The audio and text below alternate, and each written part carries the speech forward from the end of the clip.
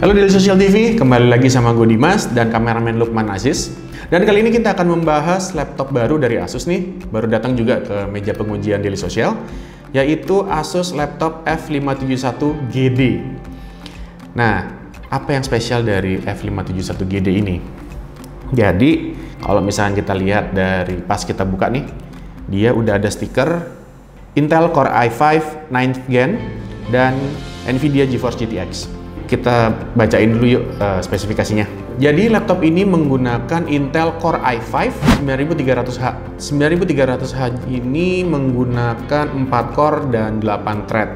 Jadi di laptop ini ada dua grafik, yaitu integrated grafiknya dengan Intel UHD Graphic 630 dan discrete grafiknya adalah Nvidia GeForce GTX 1050. Jadi kalau misalkan sedang ingin bekerja, gunakanlah yang Intel Graphic 630-nya. Kenapa? Karena yang pasti dia akan lebih hemat daya.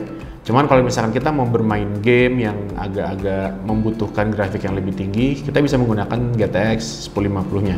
Yang lainnya adalah RAM. Pada laptop ini menggunakan RAM dengan kapasitas 8 GB dan yang terpenting adalah dia menggunakan dual channel. Ingat, dual channel itu cukup penting. Karena apa? Karena itu akan membuat laptop atau komputer jalan lebih optimal dibandingkan dengan single channel. Biasanya bisa sekitar 10-20%. Dan satu lagi yang mau gue kasih tahu adalah bahwa laptop ini sudah menggunakan Intel 660 NVMe SSD. Jadi sudah menggunakan M.2 PCIe yang berkapasitas 512 GB. Ini pasti kencang banget kalau misalkan dipakai untuk rendering ataupun mengerjakan hal-hal yang berat, misalkan game. Untuk loading game juga pasti akan lebih kencang karena sudah menggunakan NVMe. Kita sekarang ngomongin masalah desainnya ya. Di desainnya ini sudah ada Nano Edge. Namanya adalah Nano Edge display, di mana bezel kanan kirinya itu lebih tipis. Jadi akan bisa membuat dimensi layarnya lebih lebar ya. Lalu dari sebelah kirinya, ya ini ada power port, lalu ada RJ45 untuk LAN, ada HDMI, ada USB 3, ada USB-C, dan ada audio port untuk bagian sebelah kiri. Dan sekarang bagian sebelah kanannya itu ada SD card reader dan dua port USB 2 serta Kensington lock. Nah, kalau kita lihat di bagian belakangnya nih, ini adalah untuk keluar masuknya angin ya. Nah, kalau kita lihat balik ini juga cukup terbuka, di mana dia menggunakan dua fan. Dan ini karena dengan ventilasi yang cukup besar sehingga membuat dia seharusnya tidak lebih panas. Jadi sistem pendingin ini memang membutuhkan ruang yang cukup terbuka ya. Dan ini Asus sudah mendesain dengan cukup baik, di mana ini sudah ada ruang terbuka dan di sini juga udah ada ruang terbuka untuk keluar masuknya angin. Ya, kalau misalkan gue angkat ya, ini cukup berat 2,14 kg.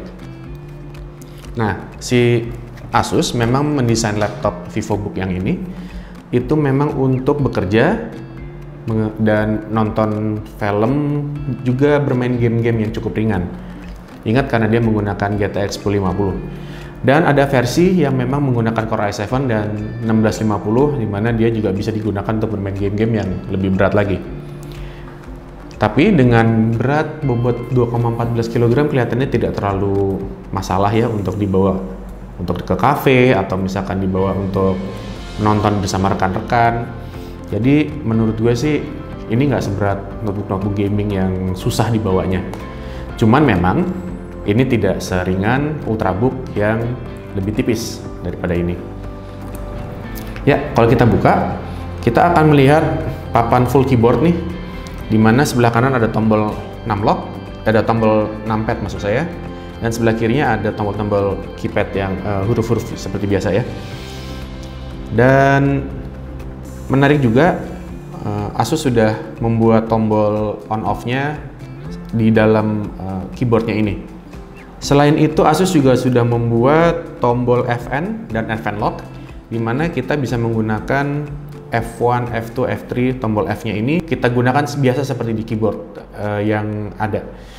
Dan kalau misalkan kita mau menaikkan dan menurunkan cahaya, atau misalkan kita mau membuat suaranya lebih kencang atau lebih kecil, kita bisa menggunakan tombol Fn yang ada di sini, yang digabung dengan tombol F.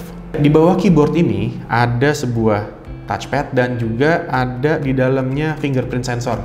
Jadi membuatnya ini lebih ringkas lagi, lebih minimalis. Lalu, oh ya, layarnya ini berdimensi 15,6 inci dengan LED backlit Full HD. Namun yang ini menggunakan layar 60 Hz, di mana Asus juga punya versi yang menggunakan layar 120 Hz. Harganya untuk yang laptop ini adalah 12.299.000. Jadi kalau menurut gue sih untuk pakai kerja, nonton, dan bermain game 12 juta, well, nggak terlalu mahal ya. Untuk versi yang menggunakan Core i7 9750H dan GTX 1050 itu harganya di 14.299.000. Dan versi yang paling tinggi dengan Core i7 9750H dan GTX 1650 itu harganya di 15.299.000. Oh iya, yang pakai Core i7 9750H itu ada menggunakan Optane 32GB. Jadi akan lebih kencang lagi kinerjanya udah pasti, karena dia sudah ada cache drive sebesar 32GB. Notebook ini juga bakal kita review ya, udah pasti kita akan review lebih mendalam, dan kalau gitu tungguin aja deh reviewnya seperti apa. Dan ini akan direview oleh kameramen kita Lukman Aziz, jadi tungguin aja artikelnya ya. Ya kalau gitu kayaknya kita segini dulu aja ya. Jadi saksikan terus Daily Social TV dan juga panteng terus nih artikel-artikel kita. Gue Dimas dari Daily Social TV dan kameramen Lukman Aziz. Kita undur diri dan jangan lupa saksikan video-video kita selanjutnya. Thank you.